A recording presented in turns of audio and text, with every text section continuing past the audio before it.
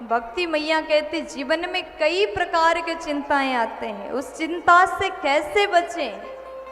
तो नारद जी ने साफ शब्द में कह दिया, बस एक उपाय करिए। आपके जीवन में दुख है, आपके जीवन में संकट है, आप सदैव दुखी रहते हैं किसी भी कारण से, तन मन धन से कैसे भी अगर आप परेशान हैं, तो केवल एक शरण को अपनाइए। श्री कृष्णा चरणाम भोजम स्मर दुखम गमिष्यति। सबसे अच्छा उपाय बस एक यही है।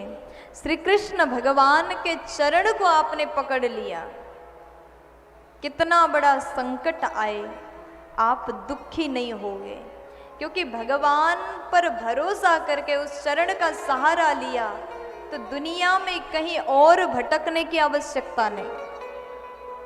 हर दुख का समाधान, हर चिंता का समाधान केवल कृष्ण के चरण में मिलता है।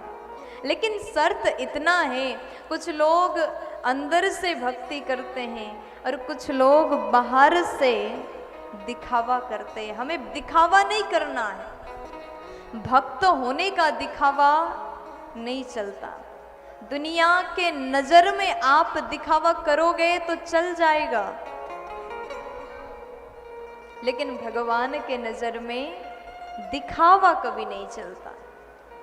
जिस दिन भीतर से आप एक भक्त बन जाओगे, अंतर हृदय से प्रभु को चाहने लगोगे, तब आप एक श्रेष्ठ भक्त बन जाओगे। अगर जिस दिन हर चीज छोड़ करके केवल इस शरण का चिंतन हो जाए, तो दुनिया के अन्य दुख आपको फिर नजर ही नहीं आएंगे। प्यार से बोलो,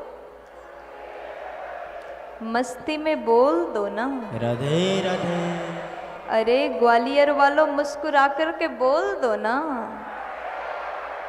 आज नारद जी महाराज ने सुंदर उपदेश दिया और भक्ति मैया को कहते हैं, देवी चिंता मत करो, आपको हर स्थान में हर जगह में विराजमान करूंगा, ज्ञान वैराग्य को मैं जागृत कर दूंगा।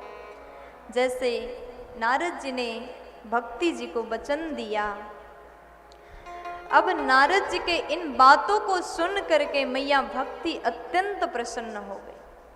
और मैया भक्ति कहती, प्रभु मैं आपके हर बात पर भरोसा करूंगी, विश्वास करूंगी, और मुझे विश्वास है। भक्ति मैया बार बार यही कहती है, भाग्योदयेन बहुजन्म समर्जितेना सत्संगमं च लभते पुरुषो यदा वै अज्ञान हेतु कृतमोहमदान्धकार न संविदाय हितदो दयते विवेका। नारद जी ने भक्ति मैया को समझाया कि भक्ति देवी, ये सत्संग ऐसे ही नहीं मिलता।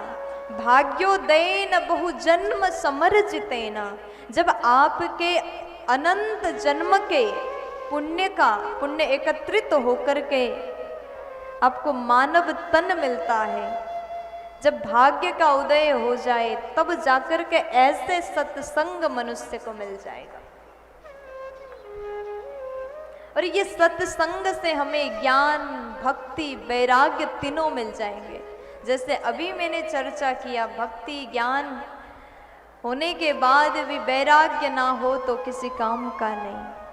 ज्ञान और वैराग्य हो, भक्ति ना हो तो वो भी किसी काम का नहीं। देखिए, आपके पास में ज्ञान है, ज्ञान होना जरूरी है, लेकिन उसके साथ में विवेक का भी होना जरूरी। सत्संग हमें ज्ञान के साथ में विवेक भी प्रदान करती है। जैसे आपके पास में बुद्धि है, बुद्धि सबके पास होता है।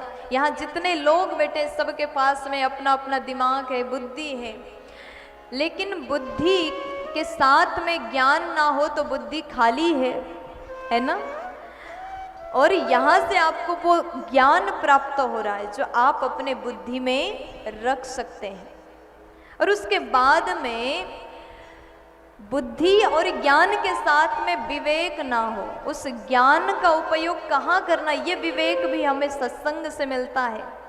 विवेक ना हो तो वो ज्ञान भी अपूर्ण ही माना जाता है। जैसे एक बोतल है, मान लीजिए बोतल बुद्धि है, ठीक है, बोतल के भीतर जल है और उसमें जब तक ढक्कन ना लगाए तब तक वो जल कहीं भी गिर जाएगा। जैसे बोतल के भीतर पानी है, पानी होने के बाद वहाँ ढक्कन लगा दिया जाए तो पानी एकदम सुरक्षित है।